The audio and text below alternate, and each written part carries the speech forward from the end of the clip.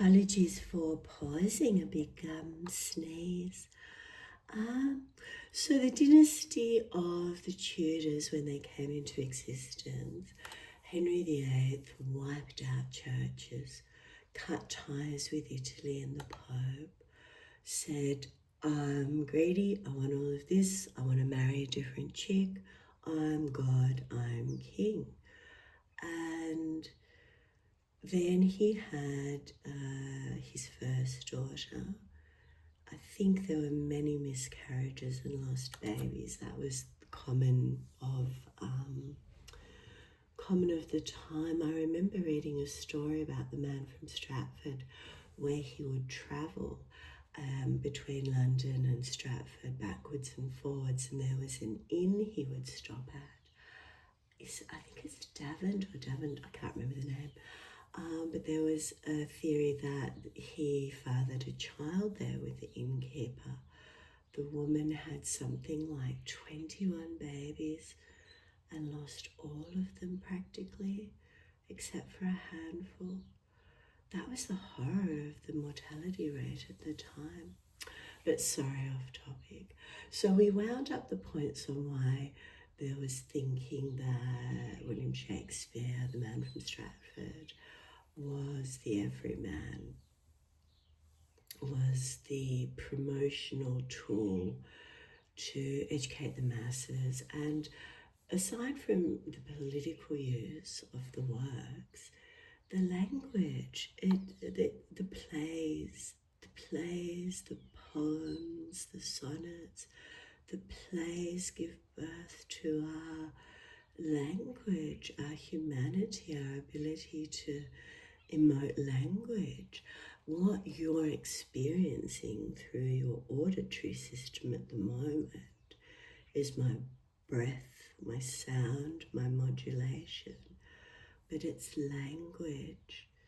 And the language, we are sharing knowledge and ideas, and we are relearning our past.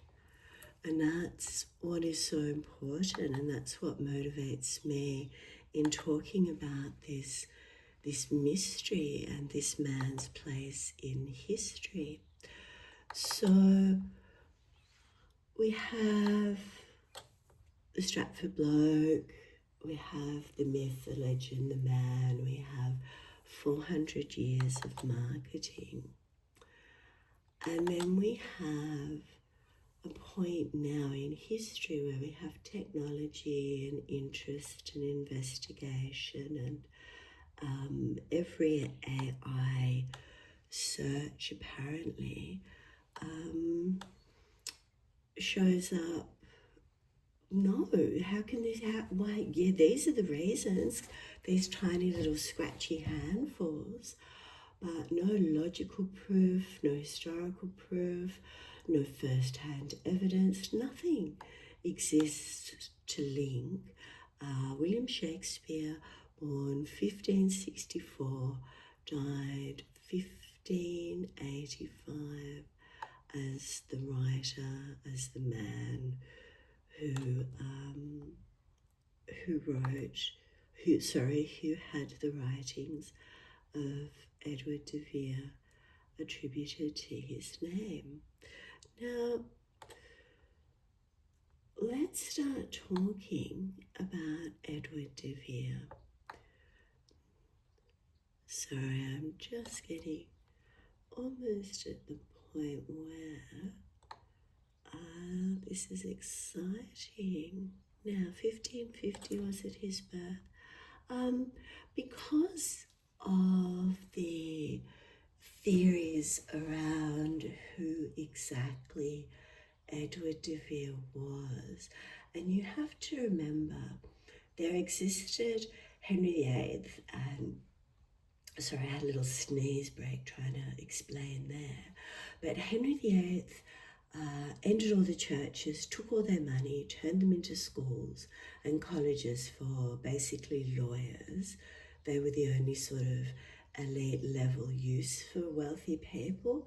Otherwise you worked for your family in the merchant class, or the new pseudo-clergy that the new religion that Henry VIII had created, the Church of England. So there were still very staunch Catholics, but now all of a sudden they had to be the opposite. They had to be Protestants. You know, it was like overnight you had to go from being an Android user to an iPhone user. It was mind-blowing for the continent. So he died. His firstborn daughter became, was it his son, the young child son, Edward? He became king, he died. Then his sister, or was it the first sister? I'm so sorry, I'm getting the orders all wrong. But for Elizabeth I to be born, there was the death of a child king and the death of his and her sister. Then Elizabeth came into power in this misogynistic, incredible world where it was an explosion out of the Dark Ages, the literal Dark Ages. So there was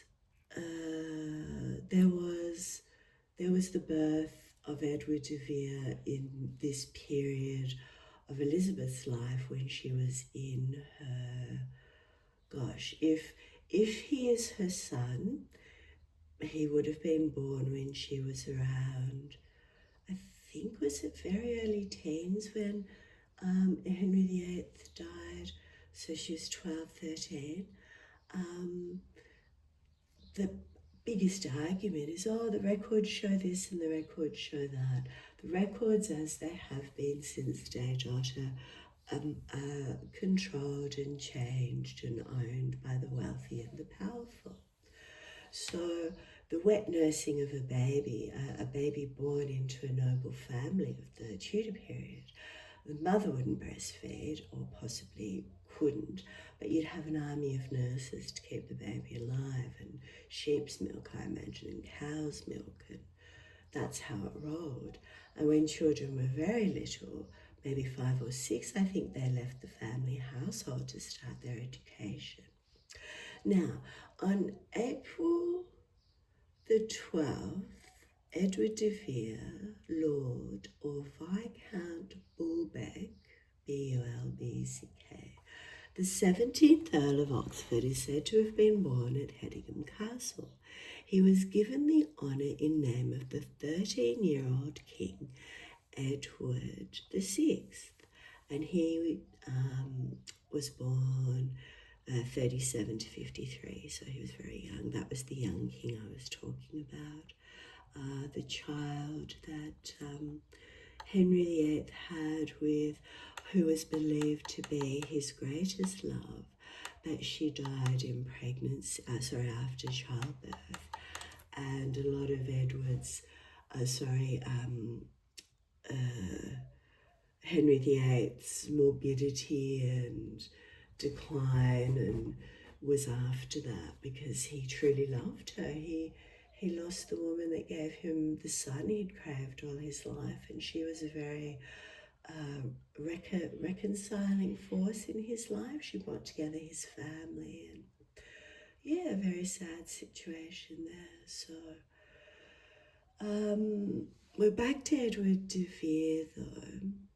So we have this record of Edward de Vere's birth, and the source date can be found in the table of progeny on the verses of Percival Golding, youngest son of Arthur Golding, half-sister of Marjorie.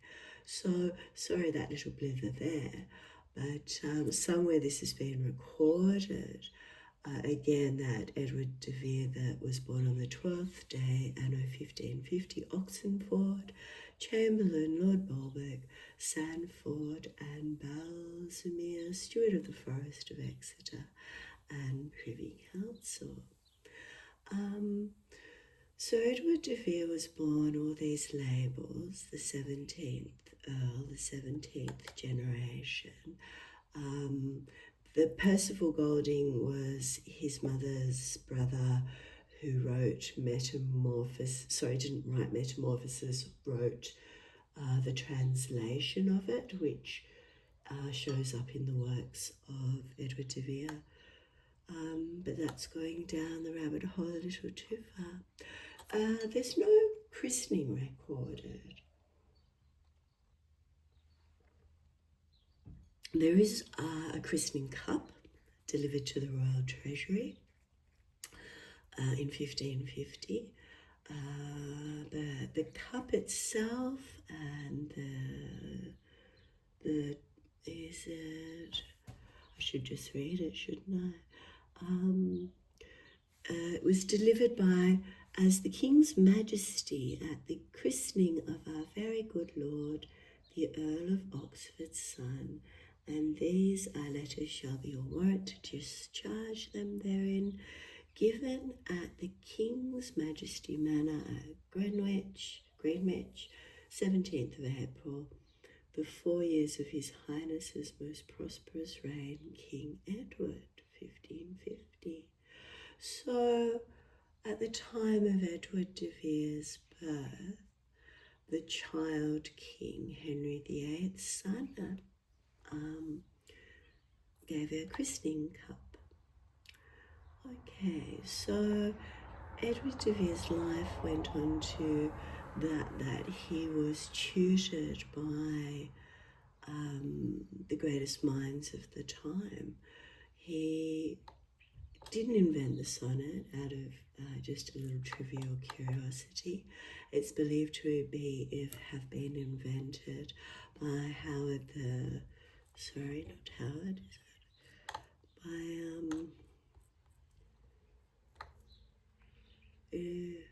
Henry Howard, that's right. It's believed to have been invented, the sonnet format, by Henry Howard, the 5th Earl of Surrey, 16 to 47. And this was one of Edward de Vere's uncles. There was also the uncle I mentioned, Golding, and his work on metamorphoses. And I think I even mentioned last episode, Edward de Vere lived in the household with William Cecil and his wife, and she could read and speak fluent Greek, I think, which is pretty unheard of. Yes, so when Edward was 6, he went to Alnwick Manor, and he was taught there by Sir Thomas Smith, 13 to 77, a renowned scholar, parliamentarian, and diplomat.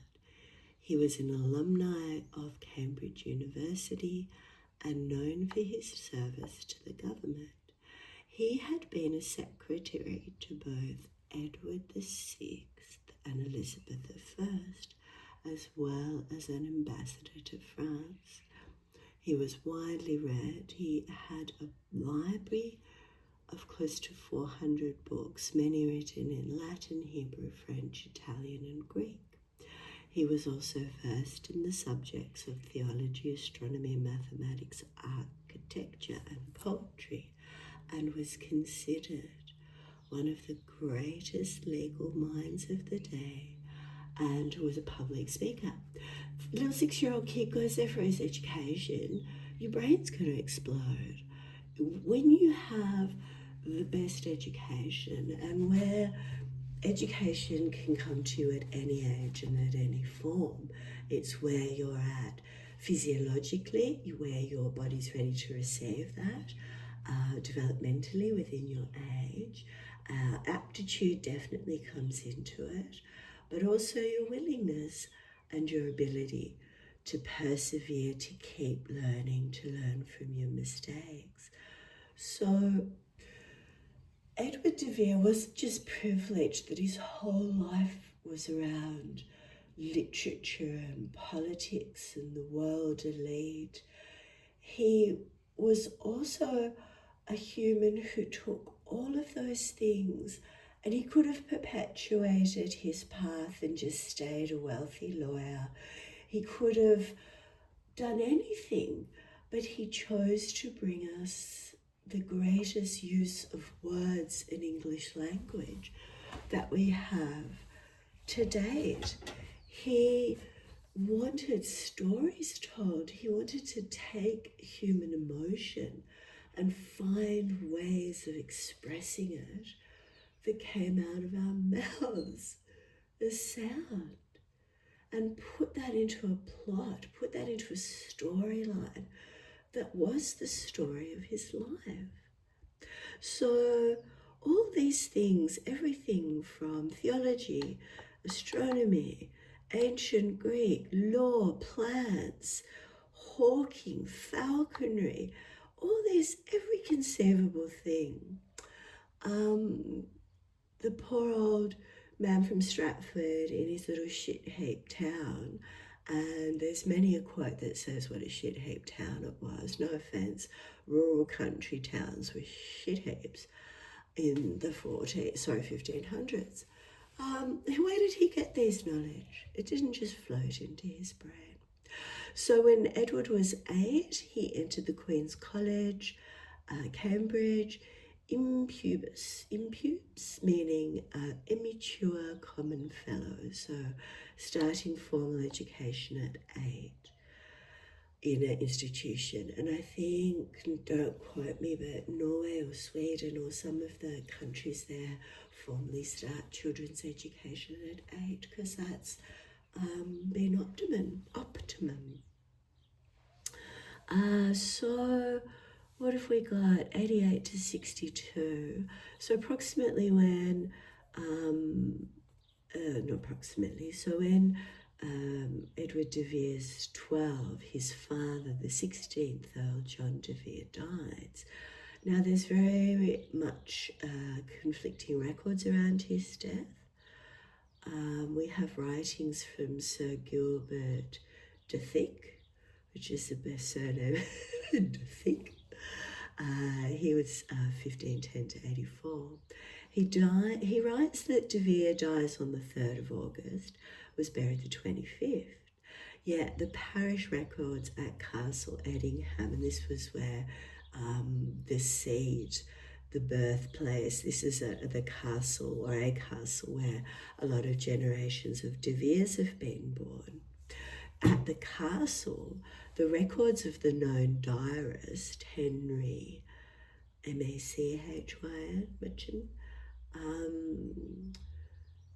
writes that he was buried 31st of August, a month prior to his death.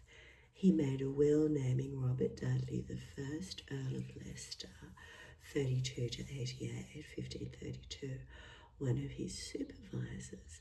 Now this is a fascinating rabbit hole. This man, the Earl of Leicester, Robert Dudley, was the Queen's great love, Elizabeth I's great love. And she gave him everyone's money, everyone's wealth, everyone's power. She doted on him. She allowed him to be able to touch her in public. He could be the official horse dismount person. He did everything for her. So she did everything for him. But he was a horrible, horrible man, believed to have killed his wife. There were pamphlets, or the closest thing to like a media release or something on the internet about him outlining his atrocities. And he had 2 children with the Virgin Queen Elizabeth I, a daughter and a son. And we know he, at least, because Elizabeth I never acknowledged her children, he acknowledged the son. Sorry to go off topic. So we're talking about Edward de Vere's father dying, and at this point, Edward de Vere becomes a ward of state. He's an orphan. Now Elizabeth I's father, the guy who just tore apart churches and created everything, Henry VIII, he said, I'm going to also, when anyone's, rich and their kids die, I'll take all their money. I'll look after them till they're 21. No questions asked. And it was just a ploy again for controlling power and wealth. So at the age of 12, Edward de Vere becomes the 17th Earl of Oxford and the Great Lord Chamberlain of England. He inherits an estate with an annual or a yearly income of about £3,500, which would be just a little over 1.18 million, around 1.2 in current standards. So you get $1 million a year, which is all good. But due to the wardship, all his money, everything was taken. In 1560, sorry, in 16, no, that can't be right. King James the First, who was 66, sorry, it was 1566 to 1625, successfully tried in 1610 for the abolition of the Court of Wards, and it took another 50 years until the 10-year Abolition Act of 1660. So after his father's death, Edward was sent to live in the study of the household of William Cecil, the first Lord Burghley. Now, he was not born a lord. William Cecil came from nowhere out of the ether as Elizabeth's childhood protector. He was there around the time when it was believed she was raped by Thomas Seymour and was sent away from her home with her stepmother. So her stepmother was Catherine Parr, because when Henry VIII died, Elizabeth was about 12, 13, 14. And the household she lived in, her stepmother, she quickly, good on her, good on Catherine Parr, like, you go, woman. She had to live with Henry VIII being a large, festering, dying lump of meat. Like, the gout on him would have been horrific. She married Thomas Seymour, who was a snake in the woods, and he was all about power and came from, linked to the Boleyn family as well. But anyway, this dude, when Elizabeth was living with her stepmother and him, dubious stuff happened, and she was sent away, and she never saw her stepmother again. And during that time, Elizabeth I was sent away. William Cecil came into her life and was there as her secretary till his death. He died before her, and then his son Robert took over. So so I'm going to pause for a second.